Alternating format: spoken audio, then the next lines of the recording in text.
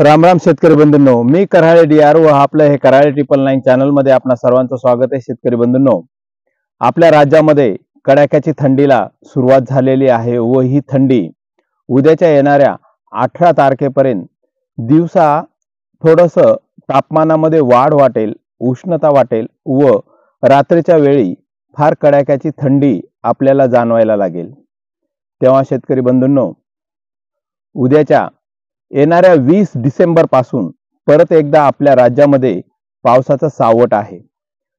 बंगालच्या उपसागरामध्ये जे काही चक्रीवादळ तयार होत आहे त्या अनुषंगाने आपल्या राज्यामध्ये, आपल्या महाराष्ट्रामध्ये आपल्याकडे पावसाला सुरुवात होणार आहे आणि ही सुरुवात पूर्व भागेकडून आपल्याकडे ही सुरुवात होईल। त्यामध्ये आपल्याकडे नांदेड विभाग जो काही आहे त्याच्यामध्ये बिदर आहे, देगलूर आहे, मुखेड आहे। त्यानंतर 19 तारखेला आपल्याकडे परभणी, बीड, उस्मानाबाद या भागामध्ये पावसाला सुरुवात होईल। तसंच छत्रपती संभाजीनगर आहे, जालना जिल्हा आहे, हिंगोली जिल्हा आहे, या जिल्ह्यामध्ये येणाऱ्या 24 तारखेपर्यंत भाग बदलत हा पाऊस पडणार आहे। तसंच विदर्भातला काही भाग व खानदेशमध्ये सुद्धा या पावसाची शक्यता दाट आहे। तेव्हा शेतकरी बंधूंनो, उद्याच्या येणाऱ्या 20 तारखेपासून तर 24 तारखेपर्यंत आपल्या राज्यामध्ये थोडा काही भाग बदलत या पावसाला सुरुवात होणार आहे।